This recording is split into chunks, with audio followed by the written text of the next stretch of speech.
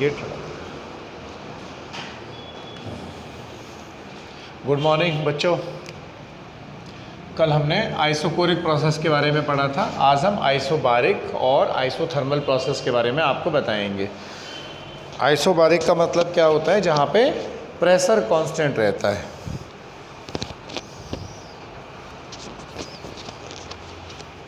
तो हम लिखेंगे आइसोबारिक प्रोसेस। आइसोबारिक का मतलब प्रॉपर्टी क्या है इसकी? इस प्रोसेस में प्रेशर कांस्टेंट रहता है। एग्जाम्पल क्या है इसका? जैसे एक ओपन कंटेनर है, इसको हमने फ्री छोड़ दिया, ओपन टू स्काई, तो इस पर एक प्रेशर हमेशा लगेगा, जो कौन सा होगा? अपना एटमॉस्फेरिक प्रेशर। अगर हम इसको हीट देंगे डेल्टा क्यू, तो जो पहली चीज़ है वो क्या है? First equation, delta Q is what? D U plus delta W, right? Reflection तो नहीं आ रहा?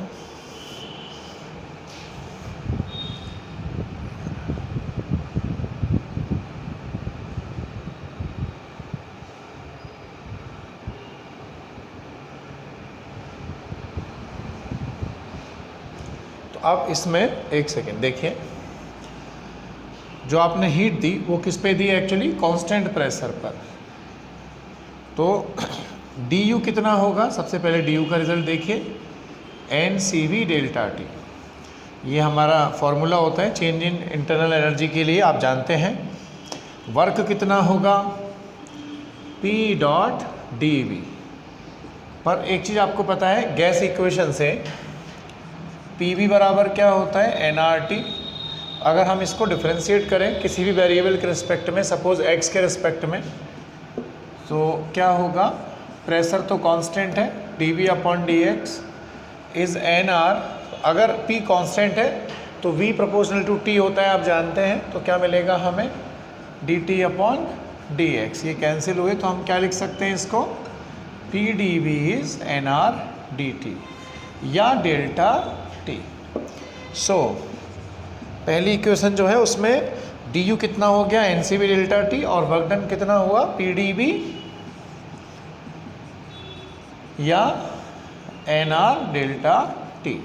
ये रिजल्ट हो गया वर्क के लिए। आइसोबारिक का वर्क इस तरह से निकालते हैं।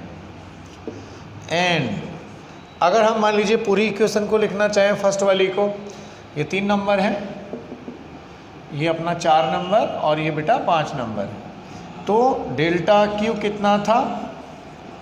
D U plus delta W. D Q कितना है? We are supplying the heat at constant pressure, इसको हम लिखेंगे N C P delta T, क्योंकि इसमें गैस के एन मोल भरे हैं और प्रोसेस कैसा है? आइसोबारिक, यानी यहाँ प्रेशर कांस्टेंट है।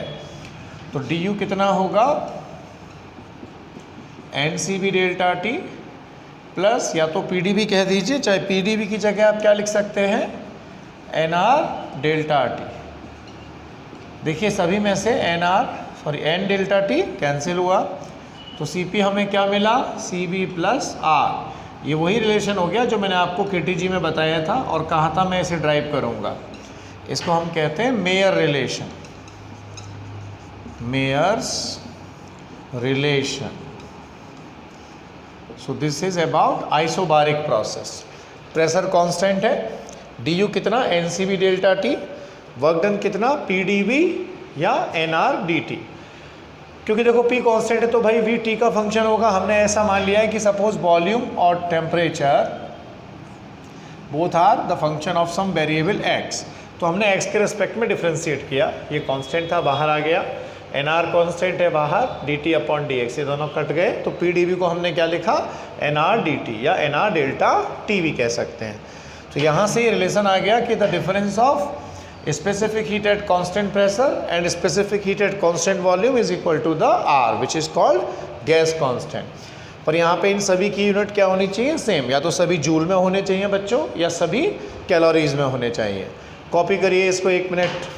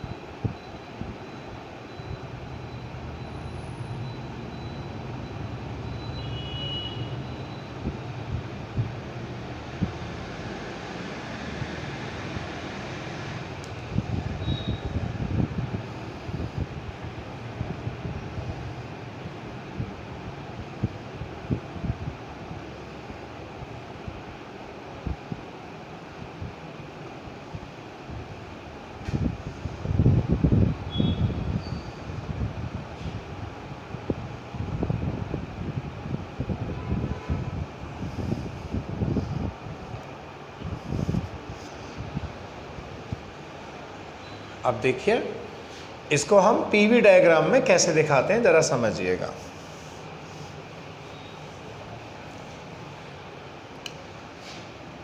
इसको कहते हैं इसका इंडिकेटर डायग्राम, यानी पीवी कर्व। पीवी कर्व का मतलब क्या है, पहली चीज ये समझ लीजिए, इस प्रोसेस के लिए क्या है, पी कांस्टेंट।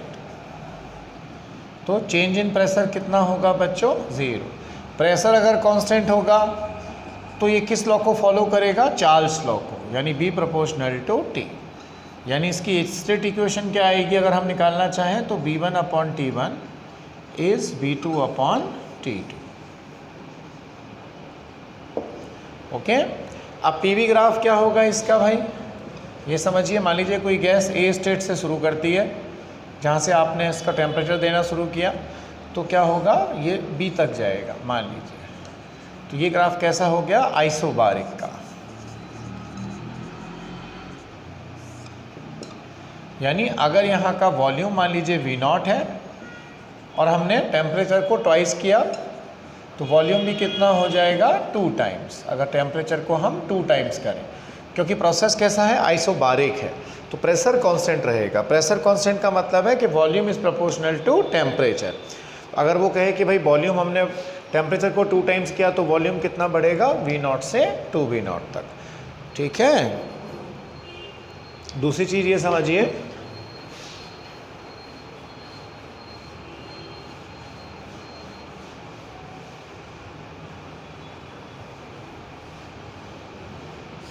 कि अगर हम टीवी डायग्राम ड्रॉ करेंगे इसके लिए या वीटी कर्व, तो वो कितना आएगा, T प्रोपोर्शनल टू V। ये एक स्ट्रेट लाइन आएगी, क्योंकि आप देख सकते हैं ये चार्ल्स लॉ को फॉलो करता है। ठीक है,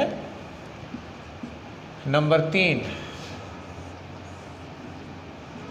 अगर आपसे कहा जाए कि पीटी ग्राफ खींचिए इसके लिए, तो PT इस तरह का ग्राफ, ये भी कैसा हो गया अपना, आइसोबारिक, क्योंकि यहाँ देख सकते हैं आप कि प्रेशर क्या है, कांस्टेंट है, तो टेम्परेचर इंक्रीज होगा। जैसे मान लीजिए शुरू में यहाँ पे टेम्परेचर T0 था, तो यहाँ 2T0।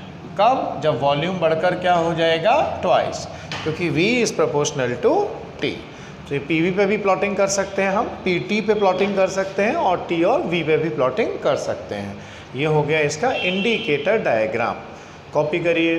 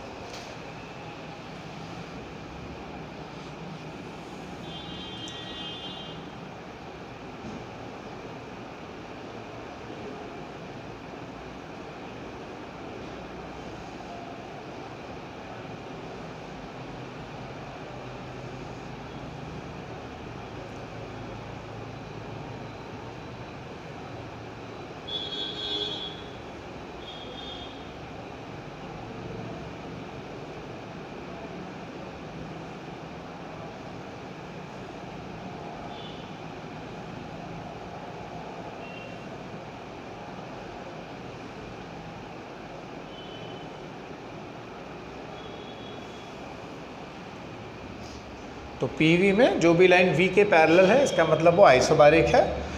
सिंपल सी बात है, ये हो सकता है वॉल्यूम 3B0 हो तो यहाँ टेम्परेचर 3T0, यानी B और T में आपस में प्रोपोर्शनलिटी पाई जाती है। T और V का ग्राफ कैसा होगा? Straight line as per the Charles law. और ये क्या होगा? PT का ग्राफ भी एक line parallel to the temperature axis, क्योंकि यहाँ ये साफ दिख रहा है कि प्रेशर में कोई अप एंड डाउन वेरिएशंस नहीं है, यानी कि प्रेशर कैसा है? कांस्टेंट है। तो अगर कोई हमसे कहे जैसे कि हमने T0 से बढ़ाकर 2T0 किया तो इसको दोगुना कर दिया हमने, तो वॉल्यूम भी क्या हो जाएगा बच्चों? दोगुना, राइट। एक जनरल न्यूमेरिकल लेते हैं इसके ऊपर, सुनिए। एग्जाम्पल समझिए। Suppose we have a closed vessel, here is a piston which is open to the sky, और इसमें हमने 2 मोल्स भर लिए। किसके? मान लीजिए हीलियम के। Helium is an ideal gas, you can treat, and we are supplying the heat to it. So what we found, the initial temperature was 100 Kelvin and it becomes finally 500 Kelvin. Then what is the du, what is the dw, work कितना होगा, and what is the dq। ये आपको तीनों चीज़ें निकालनी है। Copy करिए सवाल को।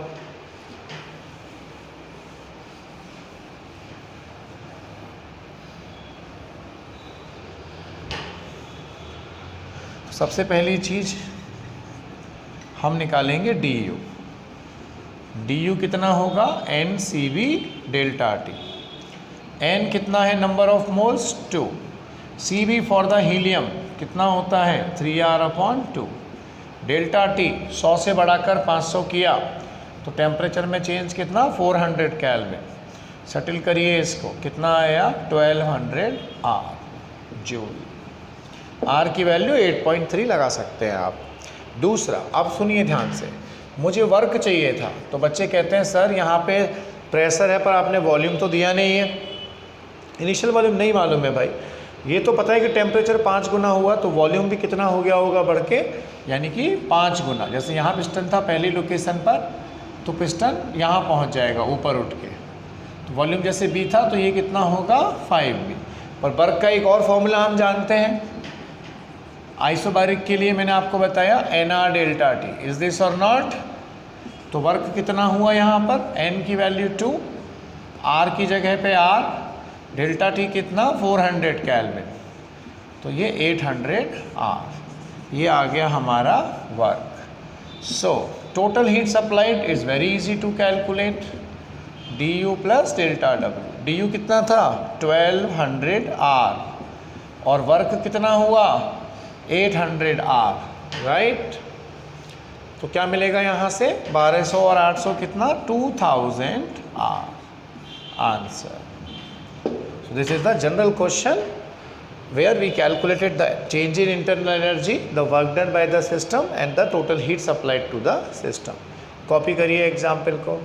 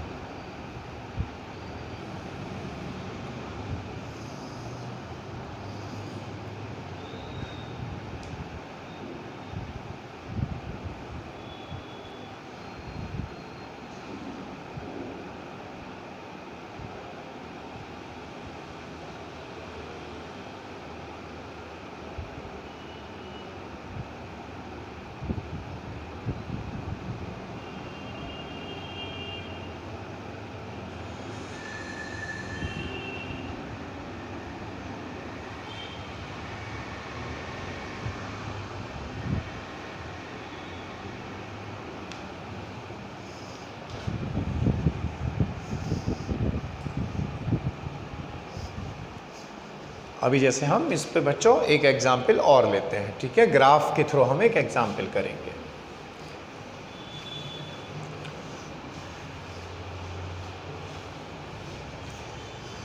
क्वेश्चन ये आएगा कि suppose the PV graph of a gas, ideal gas, is given by the following curve. Here the pressure is like 2 into 10 to the power 5. Okay, volume here is 1 cc and here the volume is 6 cc, yani cubic centimeter, right? Then find the work done. तो आप सीधा सा, पहले मैं mathematics से जा रहा हूँ, ग्राफ से नहीं बता रहा हूँ। तो आपको पता है कि वर्क जो है वो क्या होता है बच्चों, बताइए ध्यान से। P dot D V, pressure constant है, चेंज इन वॉल्यूम 6 में से 1 घटा दीजिए, शुरू का वॉल्यूम 1 cc था, फाइनली 6 हो गया, तो कितना आया, D V is 4 cc, 4 cubic centimetre. तो क्यूबिक सेंटीमीटर को क्यूबिक मीटर में बदलिए, कितना, 10 टू द पावर -6। क्या मिलेगा इससे, 8 इंटू 10 टू द पावर -1, तो 0.8 जूल। ओके बच्चों, कॉपी करो इसको।